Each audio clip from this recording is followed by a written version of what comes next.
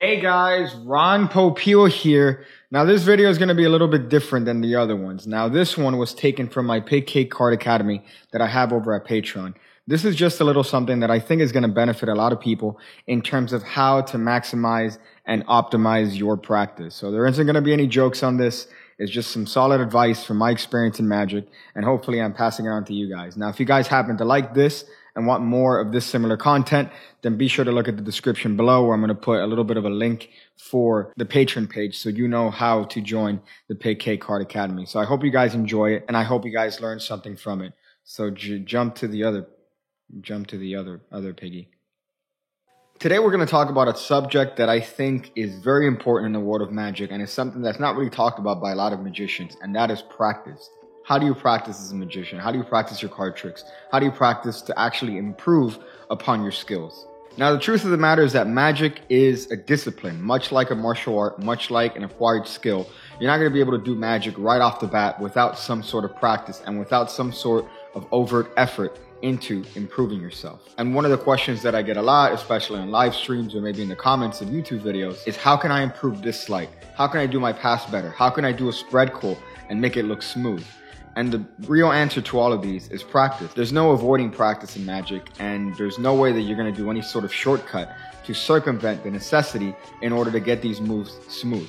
So today I'm going to give you guys a little bit of tips, things that I've done over the years, and hopefully have you avoid some of the pitfalls that I think people fall into when practicing Magic today.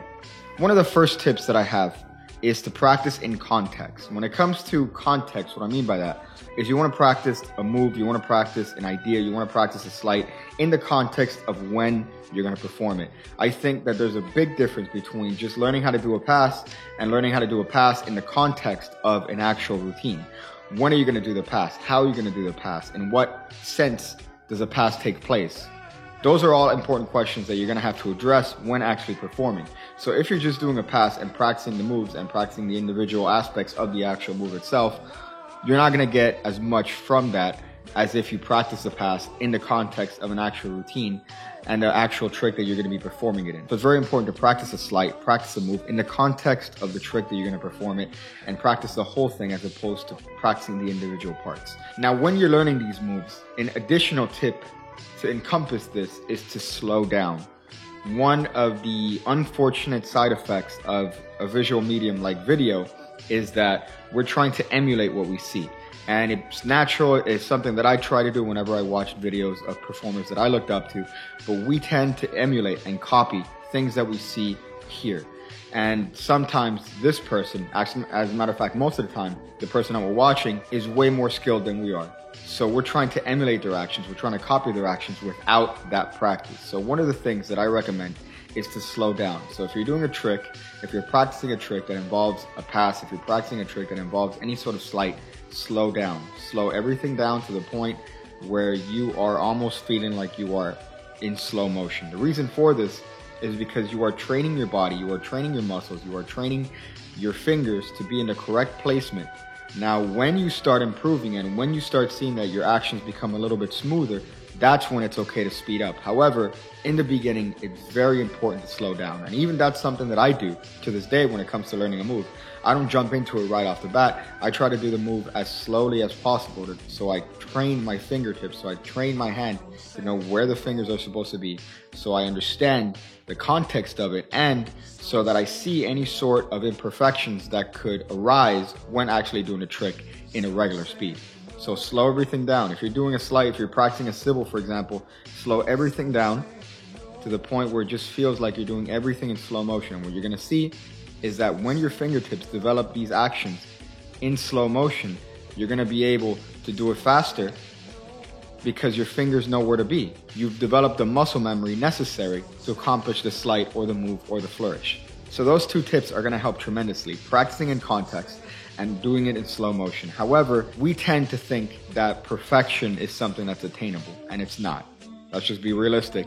Perfection is impossible. Excellence is probable. So let's think about that. Perfection is something that you're never going to attain. Even if you practice a sleight for years on end, you get it down, you get it perfect to your standards, there's still going to be something that you're going to miss. There's still going to be something that's not exactly perfect about it. Perfect you can't achieve. Perfect means that there's absolutely no flaws. And yes, you could practice to the point where you're excellent. And yes, you could practice to the point where the flaws are so minimal that you don't even see it, but there are still flaws there. And there will always be flaws because we're human. We're not robots. So that's important to know when you're practicing certain moves and certain sleights, because on video, typically you're going to see a magician do something that appears to be perfect. You know, I do this when it comes to, for example, Instagram videos. When it comes to doing certain videos, I want to make sure that the video comes out as perfect as possible. But that's not a realistic scenario because I have complete control of what the camera sees. I have 100% control as to what you see when I edit the videos. And so does everybody else that does sleights and does magic on camera. They have 100% control of their environment. In a real life performing situation, you're not going to have 100% control. You're going to try to have as much control as you possibly can because you are performing for people. But at the same time, you never know yourself what people are going to do until you're in that situation. You don't have control over the lighting. You're not going to have control over what they say. You're not going to have control over all these external factors. You can only have control over what you do.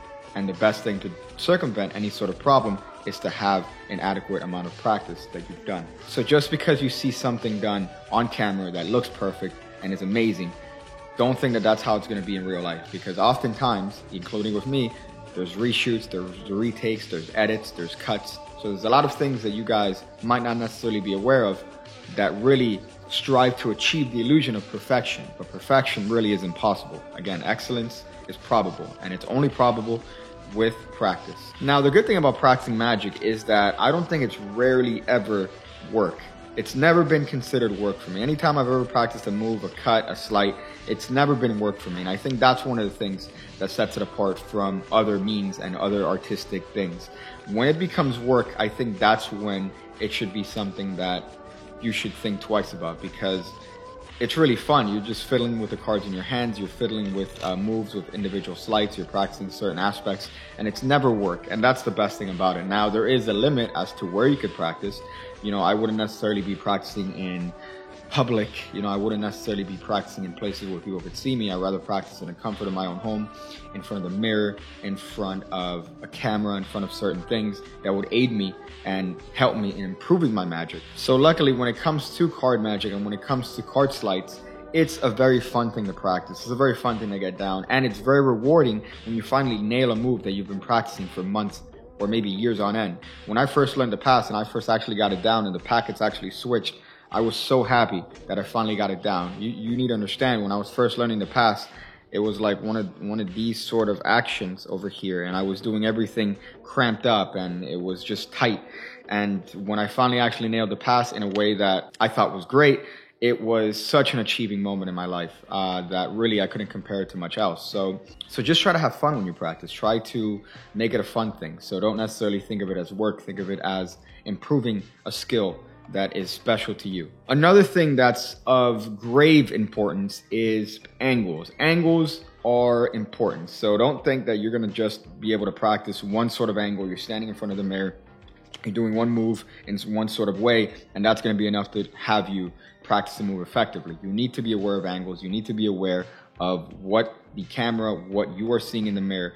And that's why I recommend the camera. The camera is the best thing to do because the camera does not move. A mirror is just stuck there and you're going to play to the mirror. For example, a camera, you're going to see things with the camera that you're not going to be able to pick up with the mirror. So that's why I recommend videotaping yourself. Set up your phone in different angles and do the move from different sort of places. So do the move from the worst angle, do the move from one of the better angles, do the move from an extreme angle, do the move in every single angle that you have possible. See what you're doing, see how it looks, and then see what could be done to improve on that. But angles are key. So don't think that just because you're practicing a move in one sort of way, that's going to fly in actual performance. It's going to be very important to know what certain angles are seeing, what certain angles aren't seeing, and cater your performances to that. So if you see that a move, it works for this angle, try to angle your body in a way that that move becomes invisible, at least to that particular spectator. If that move is going to be something that's visible to other spectators, make sure that you group them in correctly so that they don't see the move. And of course, that's going to be something that you're going to learn with practice and through failure, which is my next point.